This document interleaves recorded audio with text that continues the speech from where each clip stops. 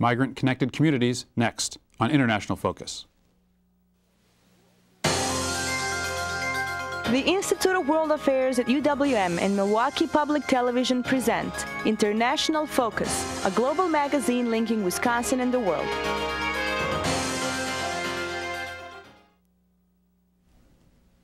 Welcome to International Focus. I'm Robert Ricigliano, Director of the Institute of World Affairs at UWM. An often overlooked aspect of the debate over immigration policy in the U.S. is the ties that are forged between American communities and migrants' places of origin. How, for example, has U.S. trade policy shaped economic opportunities for workers in Mexico? And what role do remittances by Mexican workers here play on development efforts back home? To help us understand the factors that connect communities on opposite sides of the border, we're joined by two graduate students at the University of Wisconsin-Milwaukee whose research focuses on cross-border economic ties.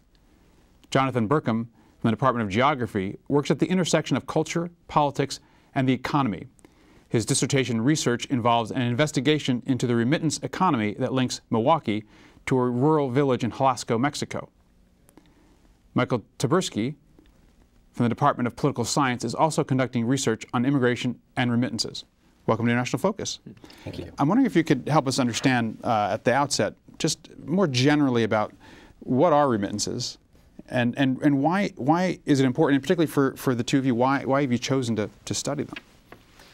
Well, I mean, remittances just generally are defined sort of by the money that gets sent back home from migrants that go abroad. They work in the country, earn money, and send it back home. Yeah, I think I really became interested in remittances when I just was able to look at the figures and see the size, how much money we're talking about here. So you have on the global scale something on the order of $320 billion sent from migrants back to their families just in that was in 2009. That's down a little bit, certainly from the peak in 2007. Yeah. So it's more than twice all the Western development aid. So it's a really significant portion of money that has that potential to be used for. And how is that distributed generally? I know that your work focuses more specifically on a particular community, and Michael, you look more broadly at this factor. So maybe you both can address that question of how are they distributed? What are the main sort of senders and what are the main receivers of that money? It's definitely not equal. The countries Mexico benefits from $25-ish billion in 2008 anyway, and they generally receive remittances in dollars from the United States. It's the largest corridor transnationally. But there's all kinds of other corridors. Germany and Turkey have a corridor. Morocco benefits from remittances from Spain. And sort of the countries as a portion of their gross domestic product, it tends to be anywhere from like 25% for small countries, maybe like Tonga, to less. I believe in Mexico it's 4 or 5%. Yeah, it's considerably lower. So it says 4 or 5%. That's a significant amount of income then for a country as big as Mexico. Sure. In Mexico, it's typically kind of, at least in prior to the recession, it's been kind of just below oil exports. So it's below oil exports, but it moved ahead of the money that they get, the foreign currency that they get from tourism. So it did that about 10 years ago. So it is a really significant portion of money. Well, Jonathan, can you focus us in now on, say, the village that you study in Jalisco? So what does it mean for how much money is coming into even a small village like the one that you've worked in, and what does it mean? Yeah. I've found it difficult to find the exact figures for a community of that size. I'm dealing with a village of about 2,200 people. And the reason I'm studying this village is it has these kind of incredible connections with Milwaukee. There are well over 1,000 people from this village of 2,200 that live in Milwaukee. So in the survey work that I did, I found that many families don't receive remittances.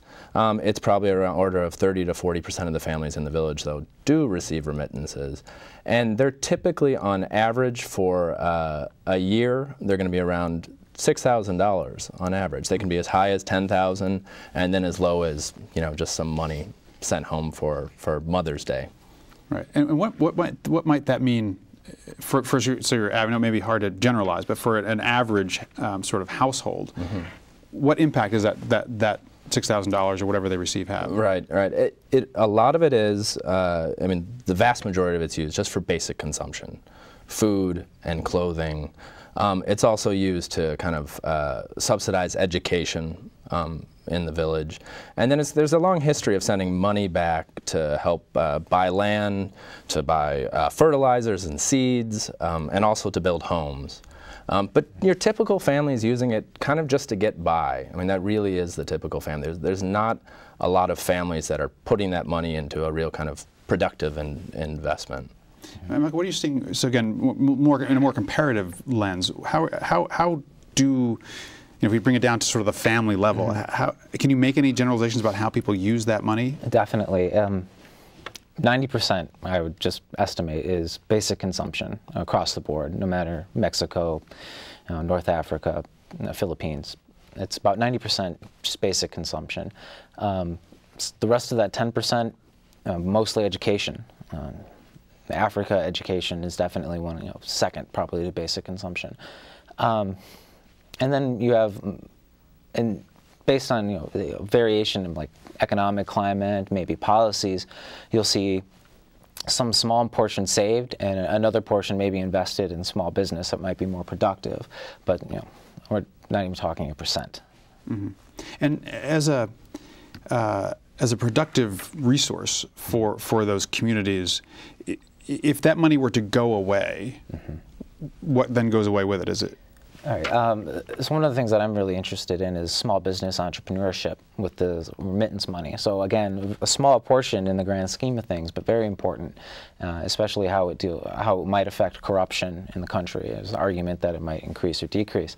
But what goes away is that opportunity, the opportunity to maybe invest, or insurance is another thing, right? Maybe there's not formally insurance for your business or for health, but what it allows you to do is to sort of buffer, right? You have an insurance policy in these remittances informally as well. So you see it sort of produce growth that way. And again, in a more specific case, Jonathan, what is the impact potentially of that flow being decreased or ended? Yeah. Well, one thing that it may do, I mean, we were talking about this before the show, is this going to draw, is the money that's getting sent back drawing more people to leave? And that's a difficult question to answer. It may, in some regards, if this family is no longer receiving that money, they need to get some kind of income somehow. They may have to send somebody abroad to get that income, or send them to the city. Another potentially negative effect of that money being withdrawn is for education, because if there's nobody in the house to make, if typical family strategy is you're having several people kind of piecing it together so you can make the household economy work.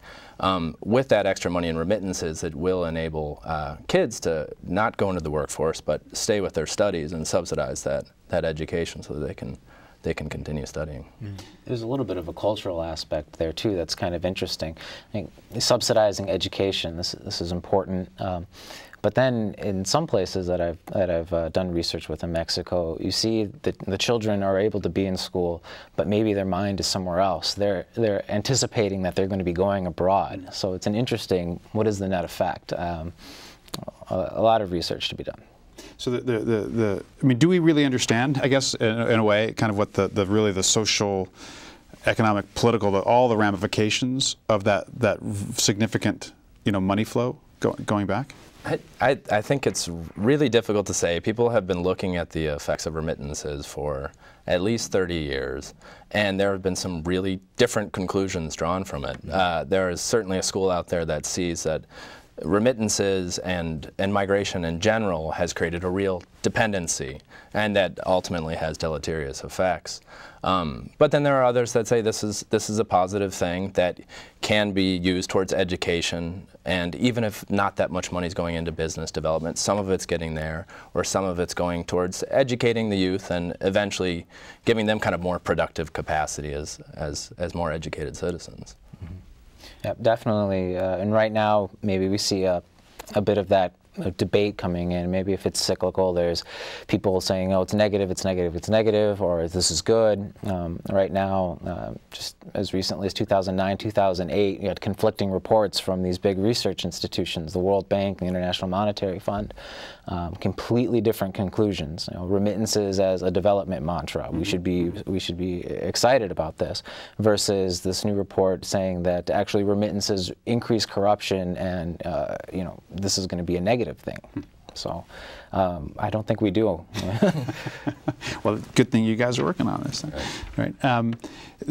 We're coming up to our break in a few minutes, but I wanted to come back to an issue you initially referred to, Jonathan, about the debate popularly in the United States. When we think about immigration, we really think about it in the one term, and sort of the people coming in, and that may be legal or illegal. It may be, some people are saying, hey, they're bringing in necessary parts of the workforce. Others are saying, hey, they're taking jobs away from Americans.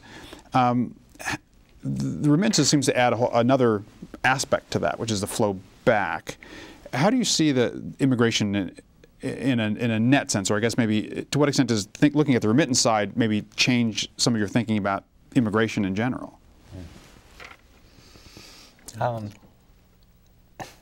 It's a tough question, which seems like what you would say when you don't know the answer. It's a tough question, but I think that from sort of this debate and perspective, maybe if you think about the positive things that might be going on back in Mexico or back in other countries,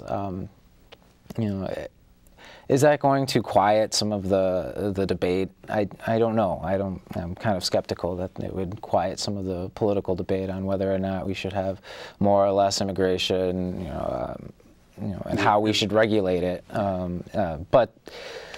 And it remains to be seen whether the net effect is positive in the countries, the recipient countries. So, I mean, you could still make arguments both ways. That's not a very satisfying answer.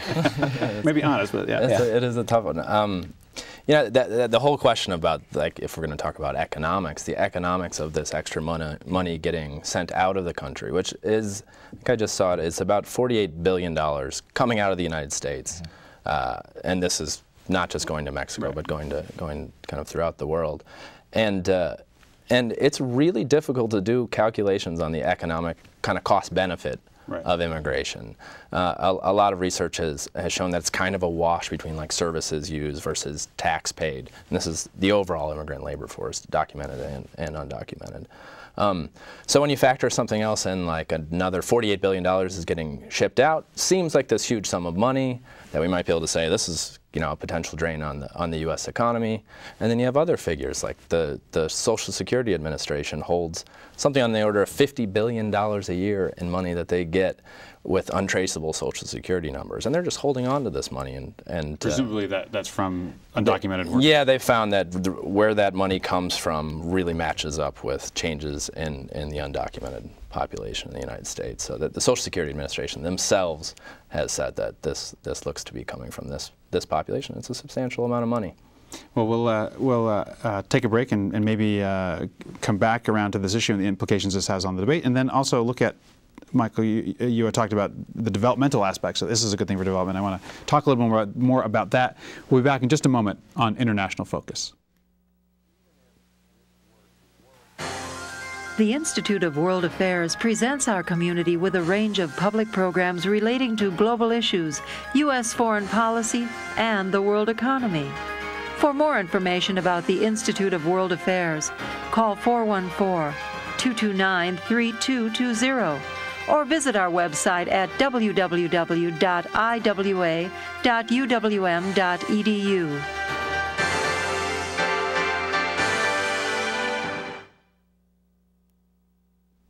Welcome back to International Focus. We're talking about remittances from migrant workers here in the United States back to their home countries with Jonathan Burkham, a Ph.D. student in the Department of Geography, and Michael Tyburski, a Ph.D. student in the Department of Political Science.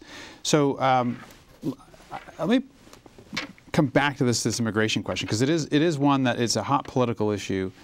Jonathan, before the break you had said, or maybe Michael, you had said, it's not clear whether remittances is a adds to the push or to the pull? Does development back home, or further development back home, actually lessen the push for immigration, or does it, as you had said earlier, Jonathan, actually maybe increase the incentive for coming to the U.S.? Yeah, I mean, I think it does make a big difference how that money is used, and I think it's also important to keep in mind that with remittances, so much of it really is about consumption. So it is about kind of meeting basic needs. So that's I think difficult to say whether that's going to be a push or a pull. But when you look at when remittances have been kind of grouped together and sent by often hometown associations here in the United States and sent back and used for some kind of development project or for business creation, sometimes it's infrastructure, sometimes it's business creation, more likely infrastructure. I think these things are ultimately positive for the communities back there. I look at this, for instance, in my research, the village that I'm studying compared to, say, the county seat, which has been receiving remittances for longer. They're much more organized. They've used that money for infrastructure in the community. And I'm seeing a real vibrant community there, and certainly not just from remittances. A lot of it's about its geographical location. And then I look at the community that I've really focused on that's really kind of been isolated with its infrastructure, and you don't see a lot of development there, and you don't see that remittance money really being used for any kind of infrastructure, minimal infrastructure, but not the kinds of things that would really kind of keep people there in the community. Yeah, it's a useful thing to differentiate a collective remittance versus a family remittance, right? The collective remittances that go for infrastructure might have a completely different impact, but I think even the family remittances definitely have a positive impact. Just from my intuition, maybe there's multiplier effects, right? If you get money and you spend money locally, in theory, you're generating business and increasing demand, and through increased demand, maybe that there's, down the line, some development. So that's another thing that people look at. I think it's one study estimated in Mexico, every $1 spent from remittance money locally created $4 worth of business. So I guess it kind of comes back to this, something you were talking about earlier, Jonathan, before the break, about, so that $48 billion, is it better spent here in the United States for consumption because it has some other effects, or as you're saying, Michael, it has this multiplier effect back in the receiving countries. So what's the net on that one? I mean, do you get a sense of would we be better off with the money here, or are we also better off with the money there? Right. It certainly depends on who we are, Yeah, but if you look at it on the kind of international level, yeah, you see much more much more impact, I think, with remittances, positive impact, because that money is worth more in the vast majority of countries in the world than it is in the United States. And so, and you see that reflected in changes in remittances sent back based on the currency in, say, Mexico relative to the United States. When those dynamics change, you also see a change in the remittances, because people are trying to maximize the benefit of that dollar. And they keep it here, or they send it? Well, exactly. And so when they're here, they're making that calculation. Where is this best used for my family? Do I keep it here and try to provide some kind of a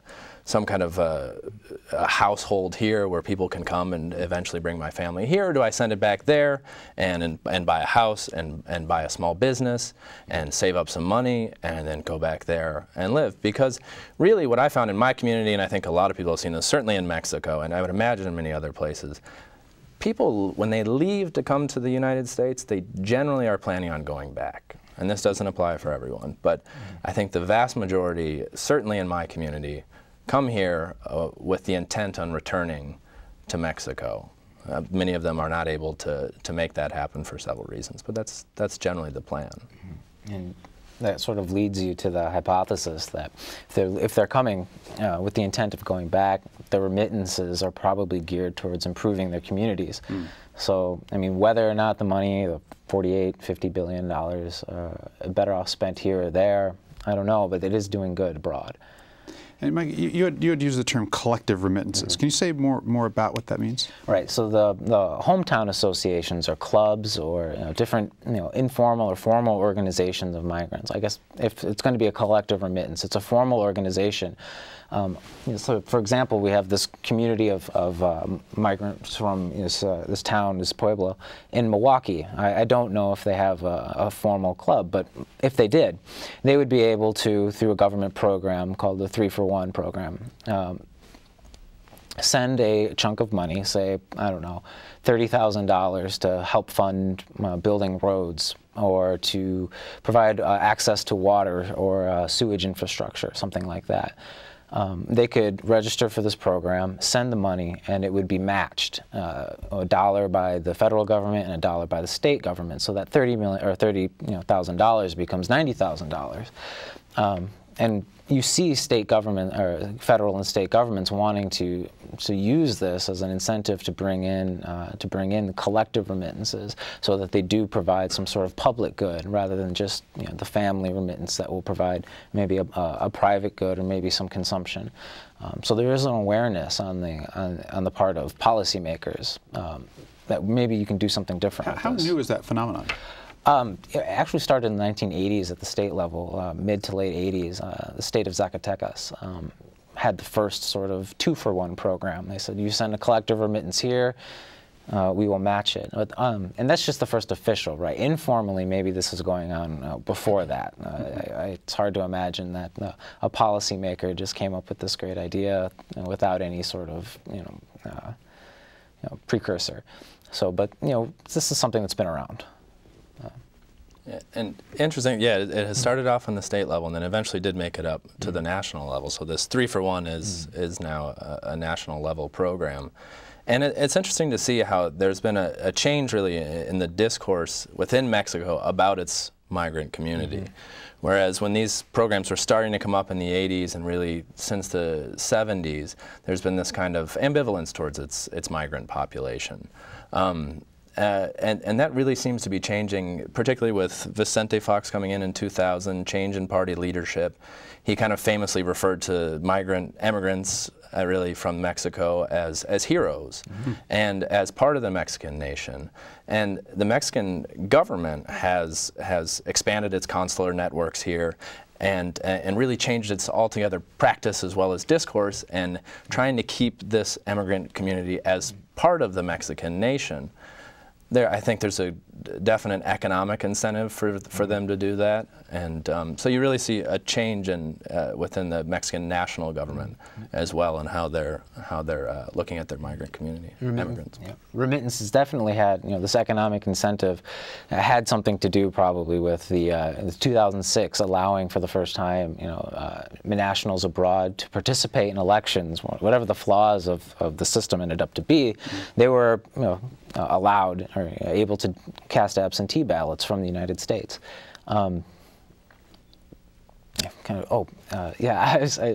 Related thought about these incentives, right? Corruption is a problem, right. Maybe even sending the money back. If for the collective remittances, right? How is this money going to be managed? Right. And this is still something that's sort of does all $90,000 or X amount of dollars make it into a public works project. But you even see responses there. The Paisano program is this program that the federal government came up with to sort of bypass corruption at the state level in Mexico. So you see that this is something that is politically relevant as well as economically relevant. As you've characterized this as now the migrants as heroes and as part of really still of the Mexican nation makes it look like migration or migrant workers as being as exports, and this issue about the flow of labor and how that is regulated. How does the remittance and issue and play into this really as a dynamic trade issue really between the United States and Mexico in this example of governing both goods and labor? Yeah, I mean, it's very much a trade issue on many levels. You know, starting really in the late '80s as Mexico starts to liberalize its economy, and then moving into the '90s with NAFTA, you have you know, this greater exchange, this greater trade between Mexico and the United States, and there's all kinds of data out there to talk about what impact something like NAFTA has had on the Mexican economy, and some say for the better and some say for the worse. Generally, it's been a very difficult thing for the rural population in Mexico, and I think the Mexican government has realized that they are really incapable of absorbing all these workers in the urban setting. They're creating jobs, but not creating enough jobs, and the foreign direct investment that was supposed to follow NAFTA's been there, but it also hasn't had the kind of job creation that they had hoped. So they recognize that they don't have enough jobs for all the people there, so they end up coming to the United States. And at the same time, the United States has a demand, although it certainly doesn't feel like it right now, it generally has a demand for low-skilled and unskilled labor as our labor force ages and also becomes more educated. We have that demand. So I really do think a kind of a sane conversation on immigration has to get at the economics and the demand for labor, and creating a system where people are not looked at as goods, certainly, right, but it's recognized that there is a supply and a demand here. Mike, we just have a few seconds left. Would you add anything about that happening? How is this issue going to play out, do you think? I have no idea. If maybe I would be somewhere else. But no,